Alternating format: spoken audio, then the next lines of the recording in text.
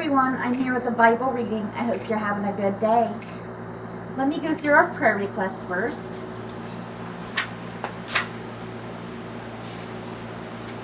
Okay. Please keep the following people in prayer.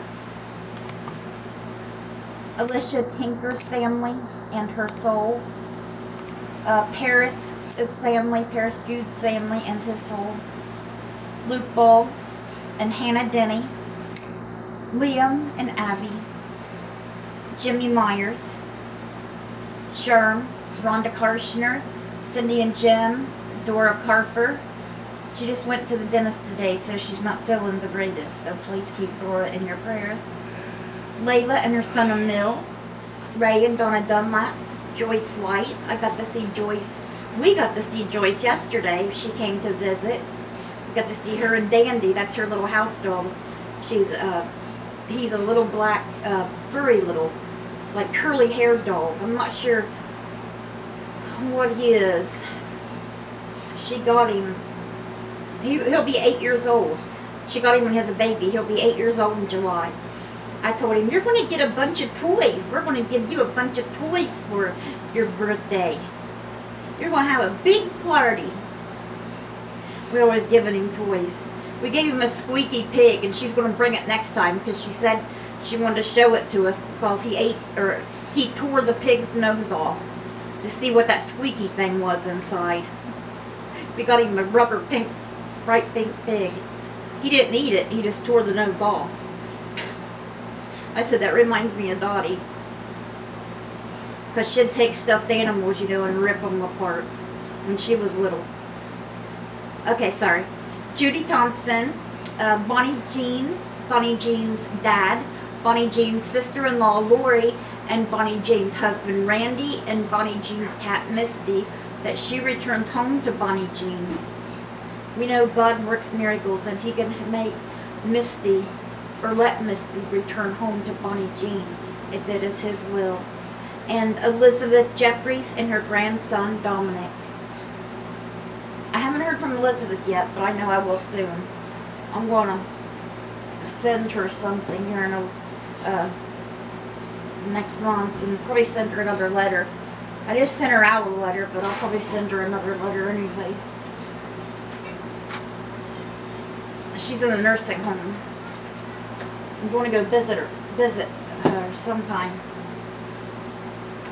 this spring or summer, I hope. Okay, so today we're going to be reading Luke chapter 22, verses 35 through 50, Psalm 94, and Proverbs chapter 14, verses 3 and 4.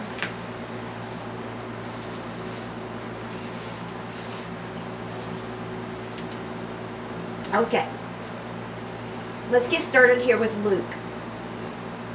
Yesterday, we were at the Last Supper with Jesus and His disciples. And remember, He told Peter, you will deny me thrice, 3 times, before the rooster crows. Now we're going to see Jesus and His disciples going to the Mount of Olives. Jesus goes there and prays, and that's where He is arrested at, and you'll see Him arrested today as well. Then Jesus asked them, when I sent you without purse, bag, or sandals, did you lack anything? Nothing, they replied, or nothing, they answered. He said to them, but now if you have a purse, take it, and also a bag, and if you don't have a sword, sell your cloak and buy one. It is written, and he was numbered with the transgressors.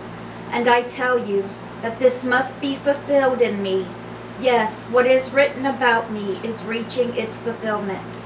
The disciples said, see, Lord, here are 2 swords.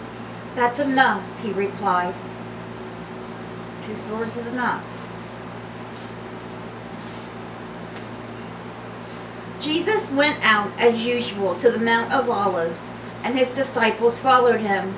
When reaching the place, He said to them, pray that you will not fall into temptation. He withdrew about a stone's throw beyond them, knelt down and prayed, Father, if you are willing, take this cup from me, yet not my will, but yours be done. An angel from heaven appeared to him and strengthened him. And being in anguish, he prayed more earnestly, and his sweat was like drops of blood falling to the ground. When he rose from prayer and went back to the disciples, he found them asleep, exhausted from sorrow. Why are you sleeping? He asked them. Get up and pray so that you will not fall into temptation. Just like I said, some books go into greater details than others. They're all the same, but some just go into more detail. Like this one don't go into detail about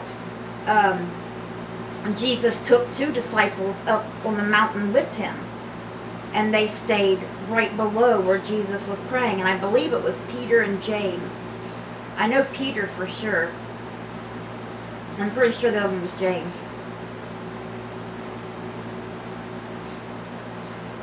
Okay. When he rose from prayer and went back to the disciples, he found them asleep, exhausted from sorrow. Why are you sleeping? He asked them. Get up and pray so that you will not fall into temptation. When Jesus' time has come. While he was still speaking, a crowd came up, like a mob. Like you see somebody going out with pitchforks and stuff after somebody. A crowd came up, and the man who was called Judas, which was his disciple, Judas Iscariot, one of the 12, was leading them. He approached Jesus to kiss him, because that was the sign. The one I kiss is the one, arrest him. But Jesus asked him, Judas, are you betraying the Son of Man with a kiss? When Jesus' followers saw what was going to happen, he said, Lord, should we strike with our swords? And one of them did. They struck the servant of the high priest, cutting off his right ear. But Jesus answered, no more of this. And he touched the man's ear and healed him. And you think that they wouldn't want to, seeing this, you think, oh, he is the Son of God, and wouldn't arrest him. It's like it didn't even matter. But Jesus answered, no more of this, okay? And he healed the man's ear. Then Jesus said to the chief priests, the officers of the temple guard, and the elders who had come for him, am I leading a rebellion, that you have come with swords and clubs? Every day I was with you in the temple courts, and you did not lay a hand on me. But this is your hour, when darkness reigns. And they arrested him. And tomorrow we'll get into other details, which the book of Luke might not go into the great detail, but how Jesus was treated when he was arrested. He wasn't just arrested, he was arrested and tortured before he was made to carry his own cross until he couldn't carry it no more, and Simon in the crowd had to carry it for him. Okay. But that is where we're stopping with Luke today. It's unfortunate because sometimes you just want to keep reading it, right? Especially if you've never heard it before. You're like, what happens next?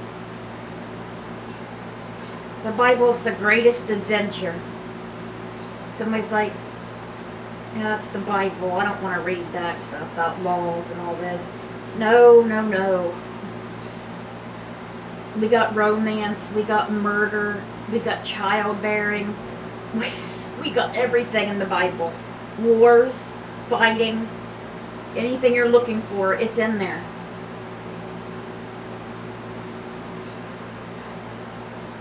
It's the greatest book in the world. Psalm 94. The Lord is good. Or, what am I saying? Psalm 94. The Lord is a God who avenges. O God who avenges, shine forth. Shine, rise up, judge of the earth. Pay back to the proud what they deserve.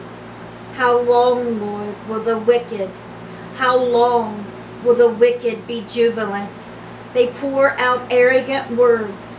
All the evildoers are full of boasting. They crush your people, Lord. They oppress your inheritance. They slay the widow and the foreigner. They murder the fatherless. They say, the Lord does not see. The God of Jacob takes no notice.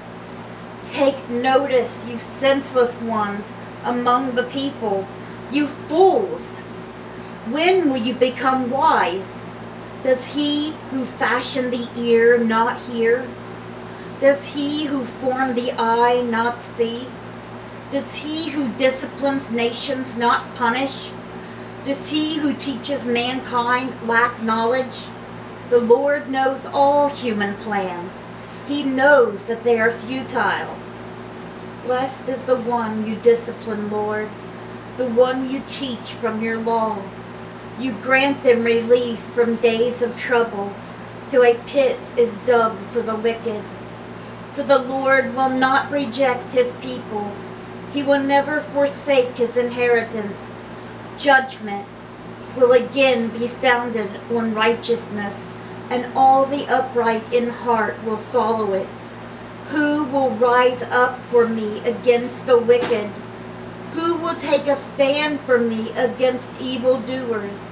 Unless the Lord had given me help, I would soon have dwelt in the silence of death. When I said, my foot is slipping, your unfailing love, Lord, supported me. When anxiety was great within me, your consolation brought me joy. Can a corrupt throne be allied with you? A throne that brings on misery by its decrees? The wicked band together against the righteous and condemn the innocent to death. But the Lord has become my fortress and my God, the rock in whom I take refuge. He will repay them for their sins and destroy them for their wickedness. The Lord our God will destroy them. Amen. And that was Psalm 94.